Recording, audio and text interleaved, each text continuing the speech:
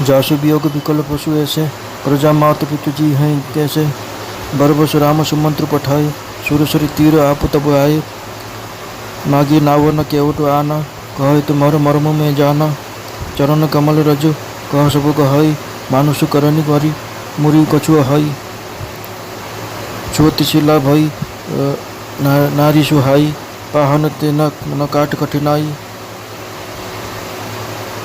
तरनौ मुनि घरी न परि, तरनौ मुनि घरिनी हो जाई। बाट परई मोरी नाव उड़ाई। ऐ प्रतिपालव सब परिवारु, नहीं जानो कछु और कबारू। जय प्रभु पाई अवश्य गाबहो, मोहि पद पदमु पखार न कहो। पद कमल धोई चढ़ाए नाथ उतर चहो, मोहि राम रावरी अन। दशरथ शपथ सब साचे कहो, बरु तीर मारहु लखन पे। जब लगी न पाए पर पखारी हो, तब लगे न तुलसीदास, नाथ कृपाल पर उतारी हो। बेन प्रेम लपटे अटपटे, सुने केवट के कपट के। प्रेम लटपटे अटपटे, सुनि केवट के बेन। जानकी चितई जानकी लखन तन, बिहसे करुणा एन। कृपा सिंधु बोले मुस्काई, सोई करू जो जही तव नाव न जाई। बेगियानु कल पासु, बेगियानु जल पाई पखारू। बेगियानु जल पाई पखारू, हो तो विलम्ब उतारहि पारू। जासु नाम सुमिरत एक बार, उतरई नर भव सिंधु अपार। सोई कृपालो केवट ही निहोरा, जही जगु जियो तिहु पगोते थोरा। पद नखनी रखी देवसरी हरसी, सुनि प्रभु वचन मोहि मत भरसी। केवट राम रजाई सु पावा, पानी कठवत भरी ले आवा। अति आनंद उमगी अनुरागी, चरण सरोज पखारन लाग। अति आनंद उमगी अनुरागा, चरण सरोज पखारन लागा। बरसु सुमन सुर सकल सिंहाई, यही समस्त पुण्य पुंज को नाही। पद पखारी कलु पान करी, आप सहित परिवार। पितृ पार करी प्रभु पुनि, मुदित गयो ले बार। उतरी ठाड़ भय सुरसरी रहता, शिव राम घुह लखन समेता।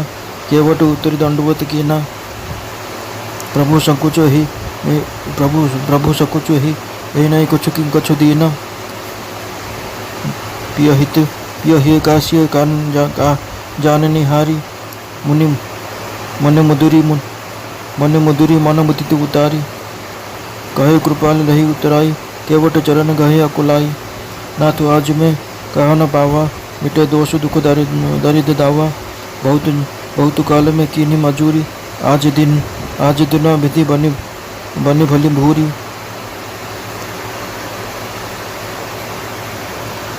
अब कछु नाथ न चाहिए मोरे, दीन दयाल अनुग्रह तोरे। फिरती बार मोहि जो देवा, सो प्रसाद में सिर धरि लेवा। बहुत कीन प्रभु लखन सिय, नहीं कुछ गेवट लेई। विदा कीन करुणा यतन, भगति विमल बर देई। तब मजनु करे रघुकुल नाथ, पूज्य पार्थिव नायो माता। सिय सुरसरि ही कहु कर जोरी, मातु मनोरथ पुरहु मोरी। पति देवर संग कुशल बहोरी, आय करो कहीं जही पूजा तोरी।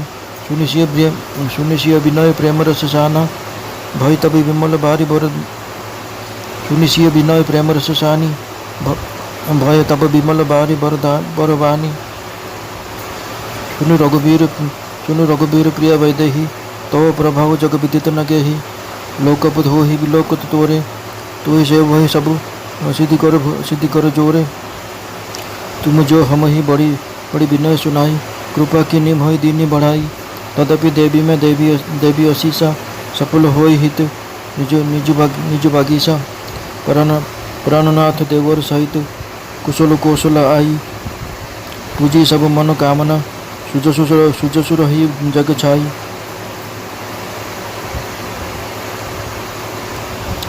गंग वचन सुनि मंगल मूला, मुदित सिया सुरसरी अनुकूला।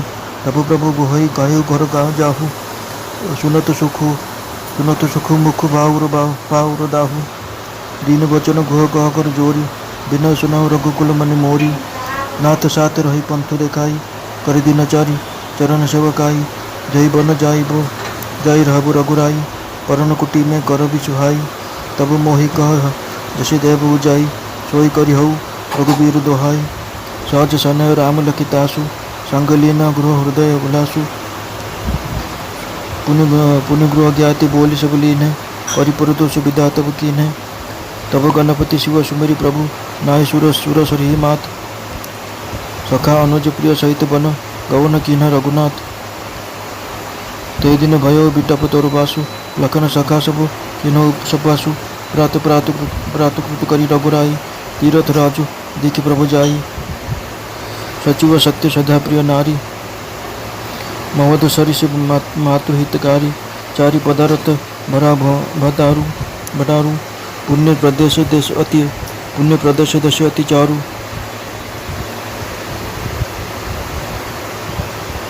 छेतु आगम गाढ़ सुहावा सपन दही प्रतिपक्ष न पावा सेन सकल तीरथ बरबारा कलुषु अनेक दलन रनधारा संगम सिंहासन उठी सोहा छतु अयख बटु मुनि मन मोहा चौरन जमुन अरु गंगो तरंगा देखी हो दुख दरिद्र भंगा से वही सुकृति साधु सूची पावह सब मन काम बंदी वेद पुराण गण कहीं विमल गुण ग्राम जो कई सकल प्रयाग प्रभाव कलुष कुंजर मृगराव अस तीरथिपति देखे सुहावा सुख सागर रघुबर सुख पावा कही सखसिया लखन सखई सुनाई श्रीमुख तीरथ राज बढ़ाई करी प्रणाम देखत वन भागा कहत महात्म अति अनुरागा ऐ विद्या आई बिलो की बेनी सुमिर हो सकल सुमंगल देनी मुदित नहाय कीनी शिव सेवा पूज्य कथा विधि तीरथ देवा तब प्रभ भरद्वाज पही आए भरत दंडवती मुनि उर लाए मुनि मन मोद न कछु कही जाई ब्रह्मानंद भासी जन पाई दीन आशीष मुनि सूर अति आनंद से जानी लोचन गोचर सुकृत फल मनो किए विधि आनी कुशल प्रश्न करी आसन दीने पूजी प्रेम परिपूर्ण कीने कंदमूल फल अंकुर निके दिए आन मुनि मनो अमी के सिय लखन जन सहित सुहाय अति रुचि राम मूल फल खाए भय विगत समु राम सुखारे भरद्वाज मृद वचन उचारे आज सफल तपु तीरथ त्यागु आज सफल जप जोग विरागु सफल सकल सुरु सुख साधन साजु राम तुम ही अवलोकत आजु लाभ अवधि सुख अवधि न दूजी तुमरे दरस आस सब पूजी अब करी कृपा देहु बरु एहु निज पद सरसिज सहज सनेहु कर्म वचन मन छाड़ी छलु जब लगी जनु न तुम्हार तब लगी सुख सपने हु नहीं किए कोटि उपचार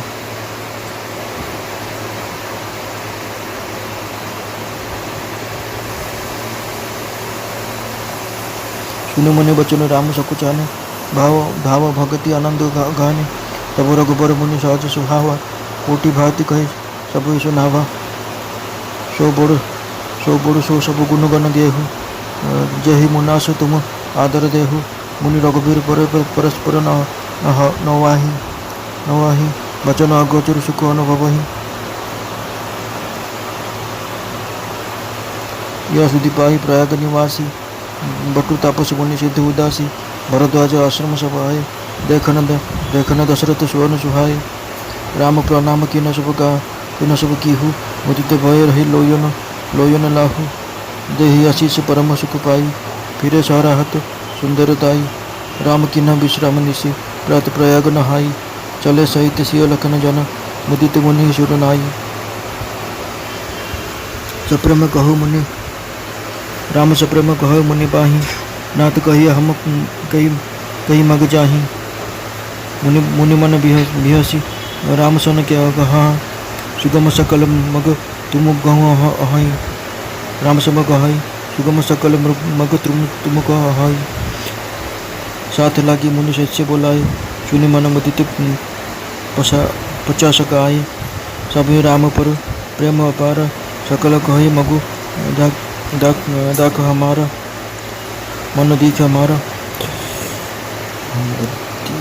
जो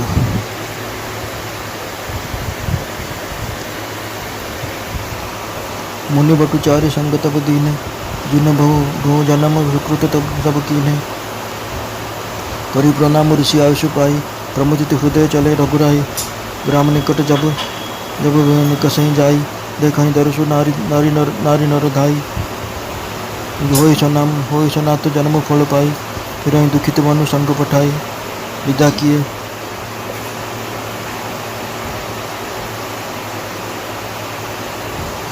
किए बटु विनय करी, फिरे पाई मन काम। उतरी न है जमुन जल, जो शरीर समश्याम। सुनत तीर बसी नर नारी, धाय निज निज काज विसारी। लखन राम सिय सुंदर ताई, देखी करई निज भाग्य बराई। अति लालसा बसई मन माही, नाउ गाँव बुझत सकु चाही। जे तिन मोह बैर विविधि सयाने, तिन करी जागृति राम पहिचाने। सकल कथा तिन सब सुनाई, बनाई चले पितु आयुष पाई। सुनि सभी साह सकल पचिताही, भानी राय कहा किन्ह भल नाही। रानी राय किन्ह भल नाही।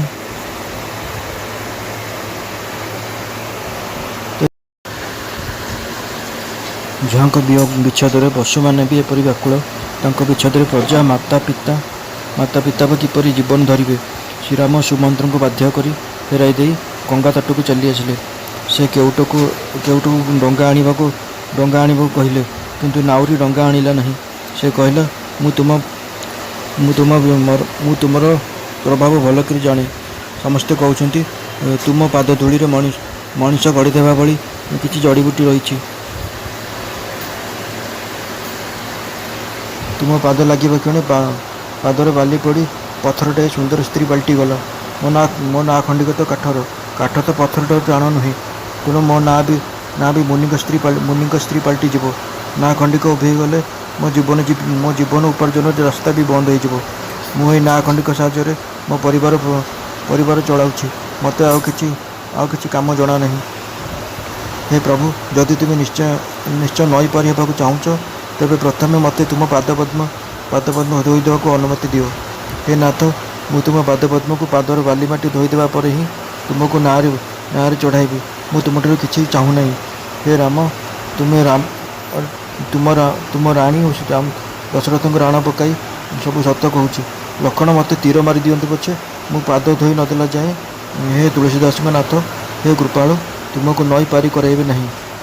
नारीर प्रेमसिक्त रहस्यपर कथा शुणी करुणा निधान श्रीराम जानकी और लक्ष्मण को चाहिए हसिले। कृपासागर श्रीराम मृदु मृदु हसी ताकू कहले, भाई जहाँ कले तुमर ना खंडी को उभे नजीव ताहा ही कर। शीघ्र पानी आनी पाद धोई दियो, डेरी हेलाणी, आमको नई पारी कराई दियो। जहाँकर नाम थरटी उच्चारण करदेले मनुष्य अपार भवसागर पारी हो जाए।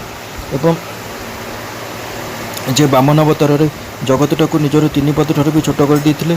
2 ପାଦରେ ତିଲକ ଆବରି ଦେଇଥିଲେ। ତୃତୀୟ ପାଦ ପାଇଁ ବି ସ୍ଥାନ ନଥିଲା। ସେହି କୃପାଳ ଶ୍ରୀରାମ ଗଙ୍ଗା ପାରି କରିଦିଏ ବୋଲି କହି କେଉଟ ତଥା ନାଉରୀ ପାଖରେ ନେହୁରା ହେଉଛନ୍ତି। ପ୍ରଭୁଙ୍କର ଏହି ବଚନ ଶୁଣି ଗଙ୍ଗାଙ୍କର ବୁଦ୍ଧି ମୋହଗ୍ରସ୍ତ ହୋଇଯାଇଥିଲା। ସେ ଭାବୁଥିଲେ, ଇଏ ସାକ୍ଷାତ ଭଗବାନ ହିଁ ମଧ୍ୟ ଆରପାରିକୁ ନେଇଯିବାକୁ କେଉଟକୁ କିପରି ନେହୁରା ହେଉଛନ୍ତି। किंतु ये भितर श्रीराम को आज्ञा पाई नाउरी काठुआरे गंगार जल नहीं आसला। पाखक आसी प्रभु को पाद नख देखला क्षणी निज रूप स्थल को पाखु देखीदे गंगा प्रभु को चिन्ह हर्षित हो गले। से बुझीगले जे भगवान नरलीला करुँच, तेणु तांकर मोह तुटिगला और से चरणद्वय स्पर्श पाई से धन्य हो जाए बोली विचार करी आनंदित हो गले। अत्यंत आनंद प्रेम उत्फुल्ल हो से नाउरी गंगा जल भगवान को पाद को धोवा लगिला। देवता मैंने पुष्पवृष्टि कले और ता भाग्य को प्रशंसा करी कहले, एहापरी पुण्यवान आउ केही नहीं। प्रभु को पाद धोईदे एवं परिवार सहित निजे से चरणामृत पान करी से प्रथमे निज पितृपुरुषों भवसागर पारी कराइला। ଅର୍ଥାତ୍ ନାଉରୀର ପରମ ପୁଣ୍ୟ ବଳରେ ତା ପିତୃଲୋକ ଉଦ୍ଧାର ପାଇଗଲେ ଏବଂ ଆନନ୍ଦର ସହିତ ପ୍ରଭୁ ଶ୍ରୀରାମଚନ୍ଦ୍ରଙ୍କୁ ଗଙ୍ଗା ପାରି କରାଇଦେଲା। ନିଷାଦରାଜ ଓ ଲକ୍ଷ୍ମଣ ସହିତ ସୀତା ଓ ଶ୍ରୀରାମ ନାଉରୁ ଓହ୍ଲାଇ ଗଙ୍ଗା ଜଳ ବାଲିରେ ଠିଆ ହେଲେ। ତାପରେ ନାଉରୁ ଓହ୍ଲାଇ ପ୍ରଭୁଙ୍କୁ ପ୍ରଣାମ କଲା। ତାକୁ ପାଉଣା ଦେଇ ନଥିବାରୁ ପ୍ରଭୁ ଦୁଃଖିତ ହେଲେ। ପତିଙ୍କ ହୃଦୟ କଥା ଜାଣିପାରି ସୀତା ବଡ଼ ଆନନ୍ଦରେ ନିଜ ଆଙ୍ଗୁଠିରୁ ରତ୍ନମୁଦି ବାହାର କରି ପ୍ରଭୁଙ୍କୁ ଦେଇଦେଲେ। କୃପାଳୁ ଶ୍ରୀରାମଚନ୍ଦ୍ର କେଉଟକୁ କହିଲେ, ତୁମର ପାଉଣା ନିଅ। ଏହା ଶୁଣି କେଉଟ ବ୍ୟାକୁଳ ହୋଇ ପ୍ରଭୁଙ୍କ ପାଦ ଧରିଲା। କହିଲା, ହେ ନାଥ, ମୁଁ ଆଜି କ'ଣ ବା ନ ପାଇଛି? ମୋର ଦୋଷ, ଦୁଃଖ ଓ ଦାରିଦ୍ର୍ୟର ଅଗ୍ନି ଆଜି ଲିଭିଗଲା। ମୁଁ ବହୁ କାଳ ପରିଶ୍ରମ କଲିଣି, ହେଲେ ବିଧାତା ଆଜି ମୋତେ ମୋ ଜୀବନର ପୁରା ମୂଲ୍ୟ ଦେଇଛନ୍ତି। ହେ ନାଥ, ହେ ଦୀନ ଦୟାଳୁ, ଆପଣଙ୍କ କୃପାରୁ ମୋର ଆଉ କୌଣସି ବସ୍ତୁ ଲୋଡ଼ା ନାହିଁ। ଫେରିଲା ବେଳେ ଆପଣ ମୋତେ ଯାହା କିଛି ଦେବେ, ସେ ପ୍ରସାଦକୁ ମୁଁ ଶିରଧାର୍ଯ୍ୟ କରି ଗ୍ରହଣ କରିବି। ପ୍ରଭୁ ଶ୍ରୀରାମ, ଲକ୍ଷ୍ମଣ, ସୀତା ମଧ୍ୟ ତାକୁ ନିଜ ପାଉଣା ନିଅ ବୋଲି ବହୁତ ଯାଚିଲେ, କିନ୍ତୁ କେଉଟ କିଛି ନେଲା ନାହିଁ। ଶେଷରେ କରୁଣାନିଧାନ ପ୍ରଭୁ ତାକୁ ନିର୍ମଳ ଭକ୍ତି ପା ବୋଲି ବର ଦେଇ ବିଦାୟ ଦେଲେ। ତାପରେ ରଘୁକୁଳନାଥ ଶ୍ରୀରାମ ସ୍ନାନ କଲେ ଓ ପାର୍ଥିବ ଶିବଲିଙ୍ଗ ସ୍ଥାପନ କରି ପୂଜା ଏବଂ ପ୍ରଣାମ କଲେ। ସୀତା କରଯୋଡ଼ି ଗଙ୍ଗାଙ୍କୁ ପ୍ରାର୍ଥନା କଲେ, ହେ ମାତା, ମୋର ମନୋରଥ ପୂର୍ଣ୍ଣ କର, ଯାହାଫଳରେ କି ମୁଁ ମୋର ପତି ଦେବତା ଓ ଦିଅରଙ୍କ ସହିତ ସର୍ବକୁଶଳରେ ଫେରି ତୁମର ପୂଜା କରିବି। ସୀତାଙ୍କର ପ୍ରେମର ସହିତ ବିନତି ଶୁଣି ଗଙ୍ଗାଙ୍କର ନିର୍ମଳ ଜଳ ଭିତରୁ ଦିବ୍ୟ ବାଣୀ ଶୁଣାଗଲା। ହେ ରଘୁବୀରଙ୍କ ପ୍ରିୟତମ ଜାନକୀ, ଶୁଣ, ତୁମର ପ୍ରଭାବ ଜଗତରେ କାହାକୁ ବା ଜଣା ନାହିଁ। ତୁମ କୃପାଦୃଷ୍ଟି ପାଇ ଲୋକେ ଲୋକବଳ ହୋଇଯାଆନ୍ତି। ସକଳ ସିଦ୍ଧି କରଯୋଡ଼ି ତୁମର ସେବା କରନ୍ତି। ତୁମେ ମୋତେ ଯେଉଁ ସୁନ୍ଦର ବିନତି ଶୁଣାଇଲ, ତାଦ୍ୱାରା ତ ତୁମେ ମୋତେ କୃପା କରି ସମ୍ମାନ ଦେଲ। ତଥାପି ହେ ଦେବୀ, ମୋ ବାଣୀକୁ ସାର୍ଥକ କରିବା ନିମନ୍ତେ ମୁଁ ତୁମକୁ ଆଶୀର୍ବାଦ ଦେଉଛି। ତୁମେ ତୁମ ପ୍ରାଣନାଥ ଓ ଦିଅରଙ୍କ ସହିତ କୁଶଳରେ ଅଯୋଧ୍ୟା ଫେରିବ। ତୁମର ସକଳ ମନସ୍କାମନା ପୂର୍ଣ୍ଣ ହେବ ଏବଂ ତୁମ ସୁଯଶ ସମଗ୍ର ଜଗତରେ ବ୍ୟାପ୍ତ ହେବ।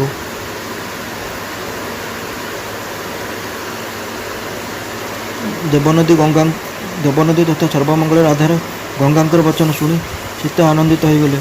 ଏହାପରେ ପ୍ରଭୁ ଶ୍ରୀରାମ ନିଷାଦରାଜଙ୍କୁ କହିଲେ, ଭାଇ, ଏଥର ତୁମେ ଘରକୁ ଯାଅ। ଏହା ଶୁଣିବା କ୍ଷଣି ନିଷାଦଙ୍କର ମୁହଁ ଶୁଖିଗଲା। ତାଙ୍କର ହୃଦୟ ବ୍ୟତୀତ ହୋଇଗଲା। ସେ ହାତ ଯୋଡ଼ି ଦୀନ ଭାବରେ କହିଲେ, ହେ ରଘୁକୁଳ ଶିରୋମଣି, ମୋ ବିନତି ଶୁଣନ୍ତୁ। ମୁଁ ଆପଣଙ୍କ ସାଥିରେ ରହି ବାଟ ଦେଖାଇ ଦେଇ 4-6 ଦିନ ଚରଣ ସେବା କରି, ହେ ରଘୁରାଜ, ଆପଣ ଯେଉଁ ବନରେ ରହିବେ, ସେଠାରେ ସୁନ୍ଦର ପତ୍ର କୋଡ଼ିଏଟିଏ ତୋଳିଦେବି। ତାପରେ ଆପଣ ଯେପରି ଆଜ୍ଞା ଦେବେ, ଆପଣଙ୍କୁ ରାଣପତେ କହୁଛି, ମୁଁ ସେପରି କରିବି। ତାଙ୍କର ସ୍ୱାଭାବିକ ପ୍ରେମ ଦେଖି ଶ୍ରୀରାମ ତାଙ୍କୁ ସାଥିରେ ନେଲେ। ତେଣୁ ନିଷାଦରାଜ ଅତ୍ୟନ୍ତ ଆନନ୍ଦିତ ହେଲେ। ତାପରେ ସେ ନିଜ ଜାତି ଲୋକଙ୍କୁ ଡକାଇ ସେମାନଙ୍କୁ ସନ୍ତୁଷ୍ଟ କରି ବିଦାୟ ଦେଲେ। ତାପରେ ପ୍ରଭୁ ଶ୍ରୀ ରଘୁନାଥ ଗଣେଶ ଓ ଶିବଙ୍କୁ ସ୍ମରଣ କରି ତଥା ଗଙ୍ଗାଙ୍କୁ ପ୍ରଣାମ କରି ସଖା ନିଷାଦରାଜ, ଅନୁଜ ଲକ୍ଷ୍ମଣ ଓ ସୀତାଙ୍କ ସହିତ ବନକୁ ଚାଲିଲେ। ସେଦିନ ସେମାନେ ବୃକ୍ଷ ତଳେ ହିଁ ନିବାସ କଲେ। ଲକ୍ଷ୍ମଣ, ସୀତା, ନିଷାଦରାଜ ବିଶ୍ରାମର ସକଳ ସୁବ୍ୟବସ୍ଥା କରିଦେଲେ। ପ୍ରଭୁ ଶ୍ରୀରାମ ପ୍ରାତଃକାଳୀନ ନିତ୍ୟକର୍ମ ସମାପ୍ତ କରି ତୀର୍ଥରାଜ ପ୍ରୟାଗଙ୍କୁ ଦର୍ଶନ କଲେ। ସତ୍ୟ ଥିଲେ ସେହି ତୀର୍ଥରାଜଙ୍କର ମନ୍ତ୍ର, ଶ୍ରଦ୍ଧା ଥିଲେ ପ୍ରିୟତମ ସ୍ତ୍ରୀ ଓ ଶ୍ରାବଣୀ ଶ୍ରୀ ବେଣୀମାଧବ ଥିଲେ ହିତକାରୀ ମିତ୍ର। ତାଙ୍କର ଭଣ୍ଡାର ଧର୍ମ, ଅର୍ଥ, କାମ, ମୋକ୍ଷ ଏ ଚତୁର୍ବିଧ ସମ୍ପତ୍ତିରେ ପୂର୍ଣ୍ଣ ରହିଥିଲା ଏବଂ ସେହି ପୁଣ୍ୟମୟ ପ୍ରାନ୍ତ ଥିଲା ସେହି ରାଜାଙ୍କର ସୁନ୍ଦର ପ୍ରଦେଶ।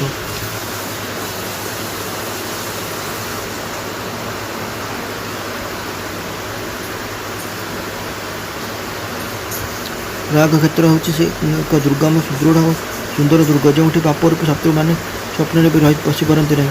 ଅନ୍ୟ ସମସ୍ତ ତୀର୍ଥ ହେଉଛନ୍ତି ସେହି ତୀର୍ଥରାଜଙ୍କର ଶ୍ରେଷ୍ଠ ବୀର ସୈନିକ। ସେହି ସୈନିକମାନେ ହେଉଛନ୍ତି ପାପର ସେନାକୁ ଦଳିଦେବା ପାଇଁ ରଣଧୀର ବୀର। ଗଙ୍ଗା, ଯମୁନା ଓ ସରସ୍ୱତୀଙ୍କର ସଙ୍ଗମସ୍ଥଳ ହେଉଛି ସେହି ତୀର୍ଥରାଜଙ୍କର ଭୂଷୋଭିତ ସିଂହାସନ। ଅକ୍ଷୟ ବଟ ହେଉଛି ତାଙ୍କର ଛତ୍ର, ତାହା ମୁନିମାନଙ୍କର ମନକୁ ବି ମୋହିତ କରିଦିଏ। ଗଙ୍ଗା ଓ ଯମୁନାର ତରଙ୍ଗମାଳା ହେଉଛି ତାହାଙ୍କର ଶ୍ୟାମଳ ସ୍ରୋତ ଚାମର। ସେ ତରଙ୍ଗାବଳୀ ଦର୍ଶନ କଲେ ଦୁଃଖ ଓ ଦାରିଦ୍ର୍ୟ ନଷ୍ଟ ହୋଇଯାଏ। ପୁଣ୍ୟାତ୍ମା ପବିତ୍ର ହୃଦୟ ସାଧୁଗଣ ତାଙ୍କର ସେବା କରନ୍ତି ଓ ସକଳ ମନୋରଥ ପ୍ରାପ୍ତ ହୁଅନ୍ତି। ବେଦ ଓ ପୁରାଣରେ ସେହି ତୀର୍ଥରାଜଙ୍କର ଭାଟ ହୋଇ ତାଙ୍କ ନିର୍ମଳ ଗୁଣାବଳୀ ଗାନ କରନ୍ତି। ପାପ ସମୂହରୂପୀ ଭାସ୍ତୁକୁ ବଦ୍ଧ କରିବାକୁ ପ୍ରୟାଗରାଜ ହେଉଛନ୍ତି ସିଂହ ସଦୃଶ। ତାଙ୍କର ପ୍ରଭାବ କିଏ ବା କହିପାରିବ? ଏପରି ସୁନ୍ଦର ତୀର୍ଥରାଜଙ୍କୁ ଦର୍ଶନ କରି ସୁଖସାଗର ରଘୁକୁଳ ଶ୍ରେଷ୍ଠ ଶ୍ରୀରାମ ମଧ୍ୟ ସୁଖ ଲାଭ କଲେ। ସେ ନିଜ ଶ୍ରୀମୁଖରେ ସୀତା, ଲକ୍ଷ୍ମଣ ଓ ସଖା ନିଷାଦରାଜଙ୍କୁ तीर्थराजଙ୍କର महिमा कही शुणाइले। तापर प्रणाम करी वन उपवन देखि देखि एवं प्रेमर सहित से स्थान महात्म्य वर्णना करी चलिले।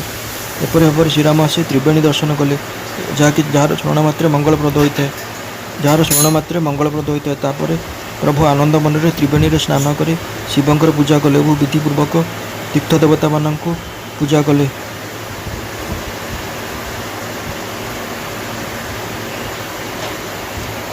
स्नान पूजन आदि सारी प्रभु श्रीराम भरद्वाज निकट गले। से दंडवत प्रणाम करी मुनि दंडवत प्रणाम करू करू मुनि उठाई हृदय लगाइले।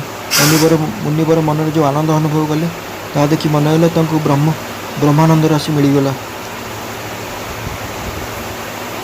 मुनीश्वर भरद्वाज प्रभु को आशीर्वाद देले। आज विधाता सीता लक्ष्मण समेत प्रभु श्रीराम को दर्शन कराई मोर सकल पुण्यफल आनी मो चक्षु सम्मुख रखिदेले। एपरि उपलब्धि करी से अत्यंत आनंदित होगले। कुशल समाचार पचारि मुनिराज तांकु आसन देले एवं प्रेमर सहित पूजा करी तांकु संतुष्ट कले। तापर अमृत तुल्य कंदा मूल फल और अंकुर आदि आनी नैवेद्यार्थ अर्पण कले। सीता लक्ष्मण सेवक निषादराज सहित श्रीराम अति आनंद से सब सुंदर फलमूल भोजन कले। पथक्रांति दूर होबार श्रीराम आनंद अनुभव कले। महर्षि भरद्वाज तांकु कोमल भाव में कहले, हे राम, आपण दर्शन लाभ करी आज मोर तपस्या तीर्थवास उपासना और त्याग सफल होगला। आज मोर जप जोग वैराग्य सफल होगला और आज मोर सकल साधना सफल होगला। लाभर सीमा और आनंदर सीमा कहले प्रभु दर्शन भिन्न अन्य किसी नुहे। आपण दर्शन पाई मोर सकल आशा पूर्ण होगला। बर्तमान कृपा करी बर दिंतु जे आपण चरण कमल मोर निष्कपट प्रेम हो जाऊ। जे पर्यंत कर्म मन वचन छल छाड़ी मनुष्य आपणकर दास हो न जाइए से पर्यंत कोटि उपाय कले सुधा स्वप्न भी से सुख पाइपर नहीं।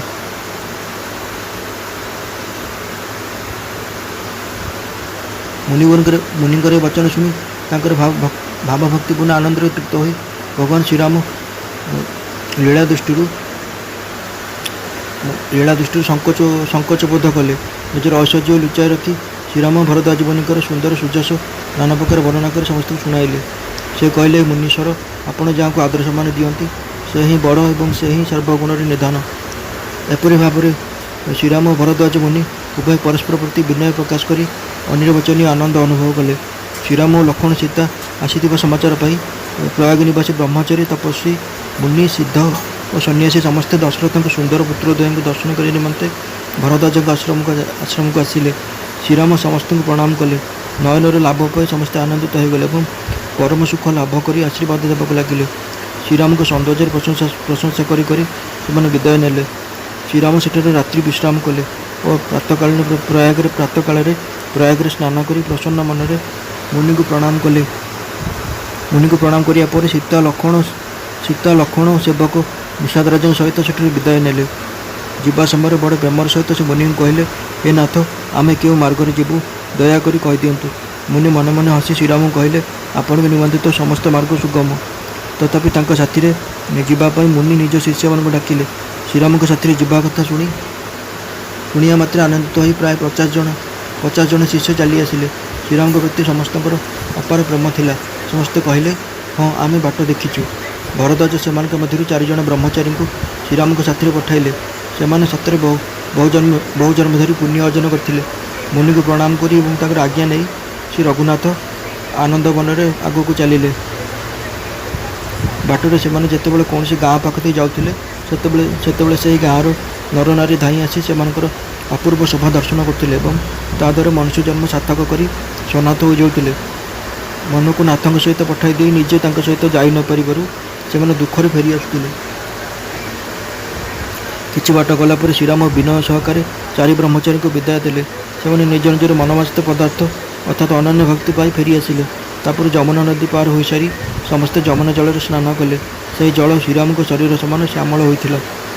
जमुना जल निवास कर लोक मैंने निषाद सहित 2 जन सुंदर सुकुमार नवजुवक और जड़े परम सुंदरी स्त्री आसी शुणी से देखा निमंते निज निजर कामधंदा छाड़ी धाई आसिले। और श्रीराम लक्ष्मण सीता सौंदर्य देखी निज भाग्यर प्रशंसा करने लगिले। एम परिचय जाना निमंते से मन में विशेष लालसा जाग्रत है। किंतु ना गाँ पचार से संकोच बोध कले। तथापि सेମାନଙ୍କ ଭିତରୁ ବयोବୃଦ୍ଧ ଓ ଚତୁର ବ୍ୟକ୍ତିମାନେ ନିଜ ବୁଦ୍ଧି ବଳରେ ଶ୍ରୀରାମକୁ ଚିହ୍ନି ପାରିଲେ। ସବୁ କଥା ବର୍ଣ୍ଣନା କରି ସେମାନେ ଲୋକମାନଙ୍କୁ କହିଲେ, ପିତୃ ଆଜ୍ଞା ପାଳନ କରି ଏମାନେ ବନକୁ ଆସିଛନ୍ତି। ଏହା ଶୁଣି ସମସ୍ତେ ଦୁଃଖିତ ହେଲେ ଏବଂ ନିଜ ନିଜର ମତ ପ୍ରକାଶ କରି କହିଲେ,